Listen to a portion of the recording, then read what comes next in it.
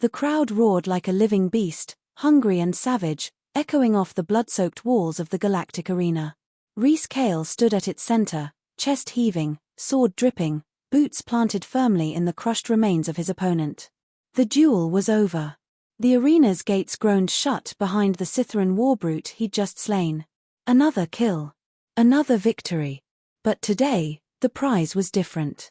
Above, perched in his royal canopy, Overlord Caedhar Veln rose from his seat with the grace of a man who believed himself a god. Draped in shimmering black scales and ceremonial armor, he raised one clawed hand and gestured to the far side of the pit. "Bring forth the reward," he boomed, voice amplified and laced with venomous delight. The crowd fell into a tense hush as two figures were dragged forward, chained, collared, and forced to their knees before Rhys. The first, tall and imposing even while kneeling, had skin the color of dusklit violets. Her eyes were sharp, gold, defiant. She stared straight into Rhys as if daring him to make the wrong move. Her wrists bled where the shackles bit in, but her back was straight, proud. The second woman was smaller, silver-haired with moon-pale skin and wide, luminous eyes. Her body trembled not from weakness, but from something deeper. Her gaze flicked between Rhys and the Overlord's dais above, as if calculating danger no one else could sense. Rhys's gut tightened. "The Valari warrior," Caedhar said, pointing to the violet-skinned woman, "is strong, unbroken. She'd make a fierce mate or a better bodyguard." His hand then swept to the pale one. The empath from Selurith, delicate, exotic, bred for pleasure. "She's soft. Gentle. Yours to mold." The silence that followed was suffocating. Rhys looked down at the two women. Neither begged. Neither pleaded. The Valari lifted her chin, the empath bowed her head but not in submission, only sorrow. "Choose," the crowd murmured, hungry for the humiliation. "Pick one. Break the other." Rhys spoke, low and firm. "They both have names." Caedhar's brow arched. "Oh, enlighten us." "I don't know them," Rhys said, stepping forward, "but they sure as hell weren't born with collars on their necks." The crowd buzzed in confusion. The Overlord's smirk twitched. Rhys reached the women. "What are your names?" The violet one hesitated, then replied, "Zyra." The pale one whispered, "Luness." He nodded. "Zyra. Luness. Not property. Not prizes." A hiss of disdain echoed from Caedhar's canopy. "This is not a stage for philosophy, human. Choose one, or forfeit both." Rhys turned slowly, meeting the Overlord's eyes with calm fire. "Then I choose both." The crowd erupted in chaos, shouts, laughter, outrage. A few gasped in disbelief. No one defied an Overlord's binary offer. No one had ever walked away with two. Caedhar didn't flinch. He simply laughed, deep and amused, tapping one claw on the rail. "Interesting choice, Earthborn. Brave, or foolish?" Two Scytheran guards moved to stop Rhys. He raised his hand. "Touch them, and I'll bury you next to the brute I killed." Caedhar waved the guards back. "Let him have his rebellion. The game's more fun when the pieces dance on their own." Rhys crouched beside the women. From a hidden slit in his boot, he drew a tiny blade, slicing through the collars.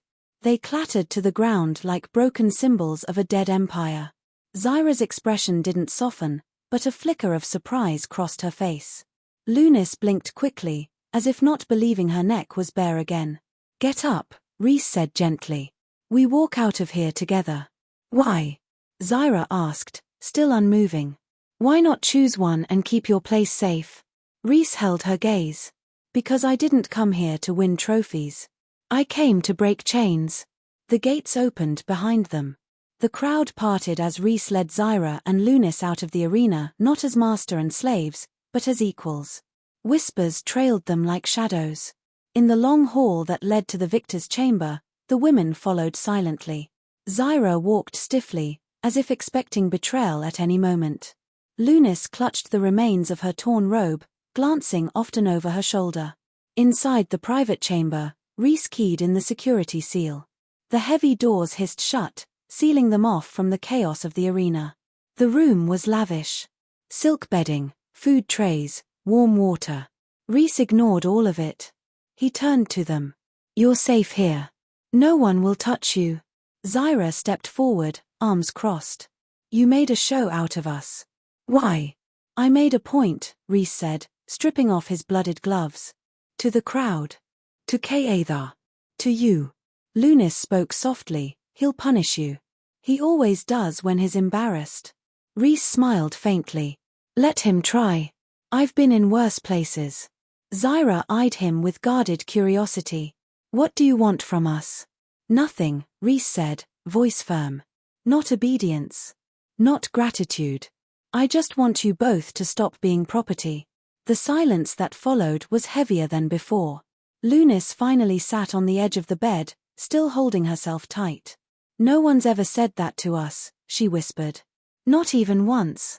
Zyra looked at Rhys again. Not as a threat, not quite as an ally, but with the faintest glimmer of something new. Consideration. I'll fight beside you, she said. But I won't follow blindly. I wouldn't respect you if you did, Rhys replied. A brief smile touched her lips. It faded quickly, but it was there. Behind them, hidden in the arena's high tower, Kael watched the surveillance feed. His grin was shark-like. Let the human think he's won, he murmured. He's just made things far more interesting.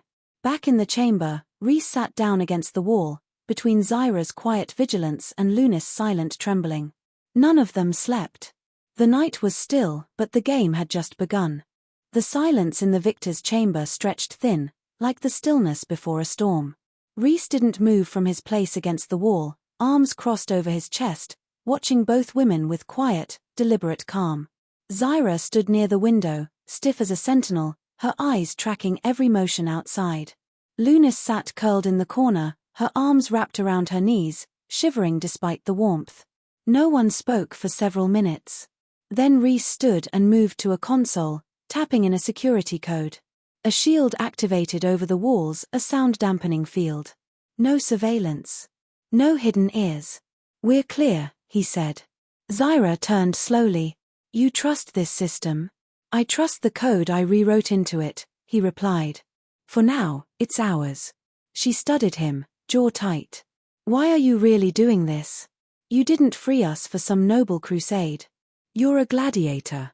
You survive by killing, not by risking your life for strangers. Rhys leaned on the console. I'm not here by choice. I came to this station on assignment, years ago. Things changed. I've stayed underground since. What kind of assignment? Luness asked, her voice still soft, but steadier now. Human intelligence sent me to observe Cytheran operations. Back then, Earth was still trying diplomacy. That ended fast. They don't even know I'm alive anymore. So now I work from the inside. Zyra stepped forward. So this is a mission to you? No, Rhys said. It was. But now, it's personal. The light from the overhead dome flickered briefly, casting sharp shadows across Zyra's face. She looked away. Personal because of us? Rhys shook his head. Personal because I've seen too much. You just made it impossible to stay quiet. Zyra turned her back to him and began unfastening her collar further. The bruises beneath made Luness wince. They broke my clan, Zyra said flatly. Valari women are bred as warriors, not servants. But when they destroyed our world, they decided we'd make better entertainment. I've killed for them. I've bled in cages. Every time I won, they gave me another collar. That's not survival. That's slow death. Luness' voice cracked. I was never meant to see war. My people are diplomats. We negotiate, or we did. When the Cytherans took us, they called it cultural refinement. We were paraded. Taught to smile. To obey. I haven't felt safe in years. Rhys sat back down, watching them both. I'm not asking you to trust me tonight. But I want you to know I'm not your enemy. Zyra stared at him. And what happens when Kael calls you to the arena again? What if your next prize is another pair of women? Do you just keep saving them? I'm not here to collect anyone, he replied. I'm here to expose the cracks in the system. Every time someone refuses to play by their rules, the cracks grow wider. Luness shifted closer. Do you know how many like us are on this station? Too many, Rhys said. But I've memorized the rotation schedules. Where the captives are held. I've been building a route out. I just needed leverage. And we're leverage? Zyra asked, unimpressed. No. You're the first step, Rhys replied. If we break their narrative, if the human champion rejects ownership, they lose control of the story. Luness studied him with quiet intensity. You don't feel like a soldier. I'm not anymore. Zyra crossed her arms. You sound like a rebel. Rhys smiled. Maybe I am. The door chimed. All three froze. Stay back, Rhys whispered, already drawing the small blade from his boot. He approached the panel and tapped a command, showing a single Scytheran guard waiting beyond. Routine check, came the voice. Report on your acquisitions. Rhys didn't open the door. They're resting. Come back in the morning. No. Orders say immediate compliance. Zyra stepped forward, silent but ready. Luness held her breath. Rhys stared at the panel. Tell Kael I'll deliver them myself. He can wait. A pause.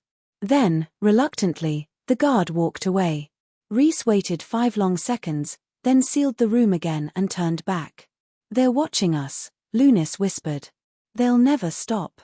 I know, Rhys said. That's why we have to act fast. He opened a drawer and pulled out a small projection disc. When he activated it, a glowing map hovered above the table, a schematic of the arena, chambers, security posts, maintenance shafts.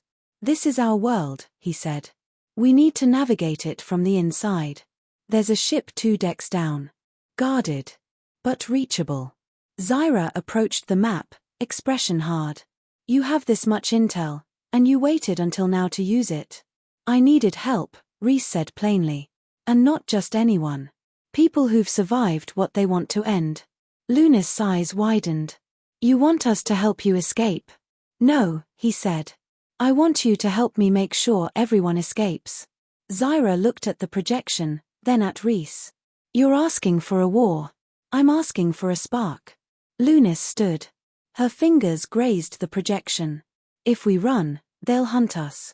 If we stay, they'll cage us again. I don't want to be afraid anymore. Zyra's voice dropped. Then we fight. Rhys shut off the map. Good. We have a plan. But we'll need more than anger and hope. He opened a case and handed Zyra a pulse dagger. It's not as sharp as your fists, but it helps. She grinned, just barely. I like it. He turned to Luness. And your empathy, how strong is it? I can read emotions. Sometimes, nudge them. Perfect, Rhys said. You'll be our shield. Luness blinked. I've never used it like that. You've never had the chance. The lights dimmed automatically as the station entered its artificial night cycle. Zyra remained by the window, guarding. Luness curled onto the edge of the bed, eyes fixed on Rhys. And Rhys, for the first time in years, felt something stir beneath his scarred skin. Hope. Fragile. Dangerous. But very much alive. The scent of ozone hung in the air, faint and metallic. Rhys adjusted the strap of his combat vest, eyes fixed on the weapons cache beneath the floor panel. His fingers moved fast, slipping energy cells into the pulse rifle's chamber. He didn't speak. Neither did Zyra, who stood across from him checking the edge of her blade. Luness sat nearby, her breathing deep and rhythmic, eyes closed, attuning herself to the emotions outside the room. She's getting better at that, Zyra muttered. She's focused, Rhys replied. Zyra straightened, the tension between her shoulders unmistakable. Focused doesn't mean ready. She'll be ready, Rhys said, not looking up. We all will. A beat passed. Then Luness opened her eyes. They're coming. Rhys locked eyes with her. How many? 2 outside the corridor. 1 behind the air duct. They're watching. Listening. Her voice trembled slightly. And Kael, he's angry. Cold. But there's something else, he doesn't want to punish you yet. He's waiting for a reason. Rhys stood. Then we don't give him one. Not yet. Zyra moved closer. How much longer do we wait? You have the intel, the weapons. The corridor routes. You've even mapped the dam guard rotations. What are we still doing here? Waiting for the arena call, Rhys answered. It's the one moment when all eyes will be off the upper decks. That's when you two move. You mean escape while you fight, Zyra said flatly. It's the only way, he said. The match is a setup. I've been told I'll face the Drathok, Kaethar's personal engineered beast. No one's ever beaten it. It's not a test, it's an execution with a crowd. Luness paled. You won't survive that. I don't have to, Rhys said. I just have to give you time. Zyra stepped forward, blocking him. No. He raised a brow. No. If you die while we escape, we're fugitives with no chance. If we leave with you, we have a shot at surviving. All of us. Together. Rhys looked at her. Something unspoken passed between them, respect, hard-earned and reluctant. I'll draw them out, Zyra continued. I know these tunnels. I've been caged on every level of this hell. Let me use that. And I can suppress their suspicion, Luness added. If I stay close enough, I can mask movement. Emotions. Confuse the guards. We don't have to run blindly. Rhys hesitated. Every part of him wanted to argue. But they weren't wrong. Fine, he said. We move together. But we follow the original trigger, the arena match. The room buzzed suddenly with the static chime of an announcement. Gladiator Rhys Kael. Report to Arena Gate 2. Immediate. Rhys drew in a slow breath. That's our cue. Luness stood. You're bleeding emotion. Everyone will feel it if you don't center yourself. He gave her a wry smile. I've never been good at that. I know, she said, walking up to him. Her fingers brushed his chest, not intimately, but grounding. Let me help. He nodded. Zyra turned away, giving them space, but not before Rhys caught the flicker in her expression. Not jealousy, confusion. Frustration. Maybe something deeper. He looked at her. We finish this together. Agreed. She gave a single nod. Agreed. The roar of the crowd hit like a wall. Lights flooded the arena as Rhys stepped through the main gate, every motion captured by 100 holodrones circling overhead. His opponent loomed at the far end, 12 feet of engineered muscle and metal. The Drathok. A creature bred in Kaethar's labs for one purpose, terror. High above, the overlord stood in his box, arms wide. Today, the human proves his worth, Kaethar boomed. Or dies for his arrogance. Rhys didn't flinch. He glanced once to the North Tower where Zyra and Luness would be slipping through hidden corridors, every second bought with his blood. The Drathok charged. Rhys moved. He rolled beneath the beast's claws, drawing fire with a wrist-mounted pulse dart. The blast singed fur, but barely slowed it. The monster bellowed, swinging back, claws slashing through the ground where Rhys had been a heartbeat ago. The crowd cheered, screaming for blood. In the tunnels, Zyra sliced through a vent grate with silent precision. Luness crawled behind her, hands trembling. Faster, Zyra whispered. I'm doing the best I. She stopped, gasping. Guards ahead. Zyra froze. How many? 3, no, 4. Coming toward the central lift. Zyra cursed under her breath. We need a distraction. A tremor shook the floor. They paused. Then the crowd roared again. Rhys, Luness whispered. Zyra clenched her jaw. He's keeping them focused. Let's not waste it. They crawled through the next junction and dropped into a dark maintenance shaft. Left, Luness said. Stairwell leads 2 levels down. The ship's on the 3rd bay. Zyra turned. Stay close. In the arena, Rhys ducked a swipe that would have torn a lesser man in half. He plunged his dagger into the creature's side and rolled clear before it could counter. Blood soaked his arms. The Drathok reeled, wounded but not finished. Kaethar's voice echoed again. What a noble sacrifice. How human. Rhys looked up at him, grinning through blood and grit. You talk too much. Kaethar's smile faltered. The Drathok charged again. Rhys waited until the last moment, then fired a pulse blast into the arena floor, triggering the explosive charge he'd planted weeks ago. A chunk of the ground erupted beneath the beast's feet, staggering it. The crowd gasped. Rhys lunged, slamming his blade between its eyes. The creature collapsed. Dead silence. Then, chaos. In the bay, Zyra and Luness reached the ship. The guards outside were dazed, distracted by the explosion above. Zyra struck fast, 2 guards down before they saw her move. Luness grabbed a control panel. I can override the lock. Give me 10 seconds. Make it 5. Doors hissed open. Footsteps behind them. Go. Zyra shouted. Rhys stumbled in, blooded but breathing. Luness cried out and caught him before he collapsed. You're late, Zyra said, gripping his arm. Didn't want to make it too easy, he muttered. They sealed the ship. Rhys looked at them both, chest rising with effort, but his eyes clear. No more cages, he said. No more, Luness whispered. Zyra nodded. We're free. The ship launched, leaving Verithus behind in fire and echoes. But Kael, watching from above, didn't rage. He smiled coldly. They think it ends here, he murmured. Let them run. He tapped a console, revealing a blinking tracker buried in the corner of the escape ship's frame. This story's far from over. The stars streaked past the viewport as the stolen ship tore through the vacuum of Cythran-controlled space. Alarms still blinked across the command panel. Rhys sat in the co-pilot's seat, head tilted back against the chair, blood drying in the lines of his jaw. Zyra stood behind him, arms crossed, scanning the navigation logs. Luness was at the helm, hands shaky but steady enough to keep them alive. No one spoke for the first hour. Not out of fear, but exhaustion. The kind that sat in the bones, quiet and heavy. Engines running hot, Zyra said at last. Power routings uneven, Luness replied, fingers moving across the console. This ship was barely operational when we took it. They were probably using it for transport, not speed. It just needs to get us to the fringe, Rhys muttered. Zyra looked at him. And then, he opened his eyes, meeting hers. We disappear. Off the Cythran grid. Find a neutral zone. Somewhere they can't legally touch us. Zyra wasn't convinced.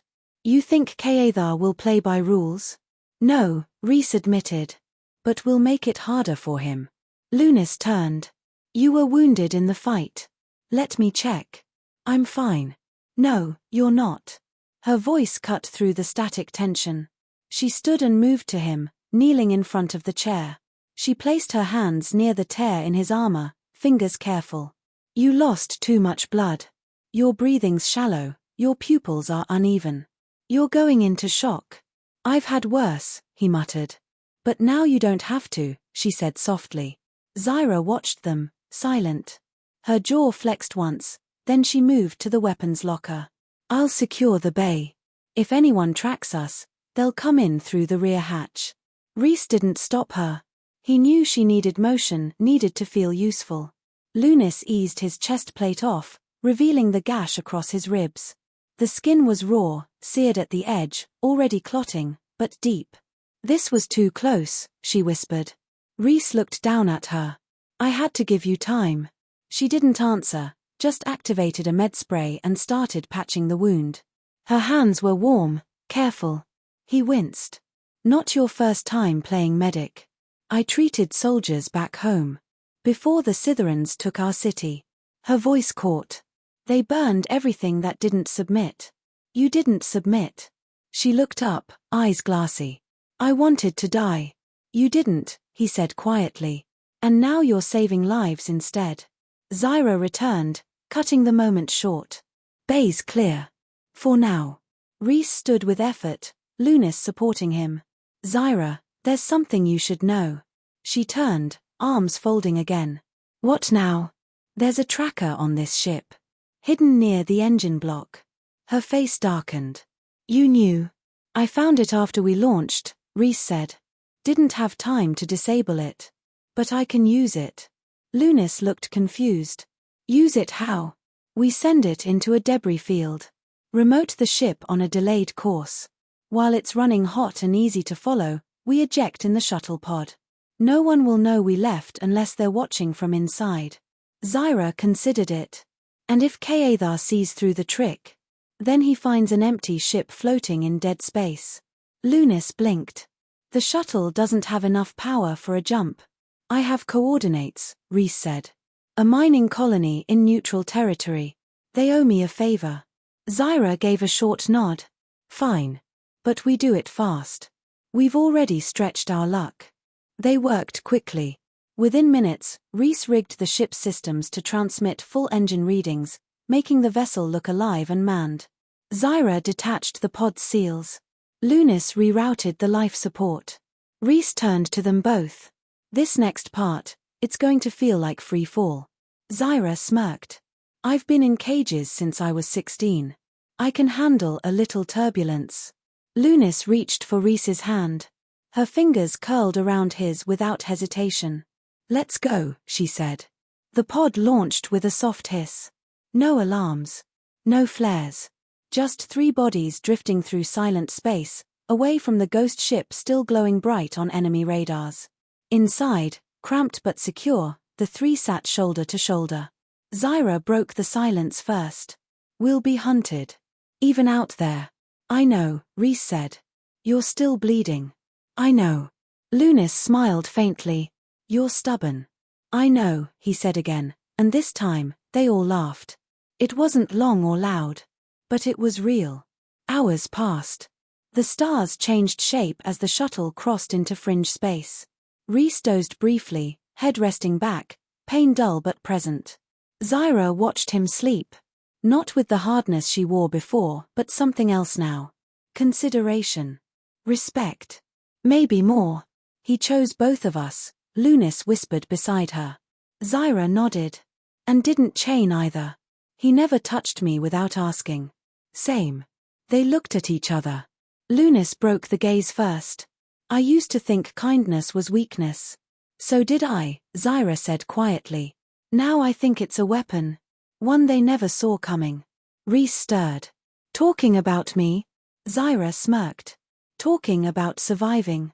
Same thing, he murmured. The pod trembled slightly, final descent. They'd made it. When the pod landed on the dark sands of the outer colony world, the hatch opened to a sky filled with stars and dust. The air was thin. The world, quiet. No sirens. No masters. No chains. They stepped out together. Not as fugitive. Not as soldier. Not as property. As something new. As free. And as they walked into the shadowed ridge where the rebel outpost waited, Zyra looked up once at the sky. What now? Rhys glanced at her. Now we show them what freedom really looks like. Luness slipped her hand into his, and Zyra, after a moment, placed hers over both. Together. No more choices between them. He had chosen both. And both had chosen him back.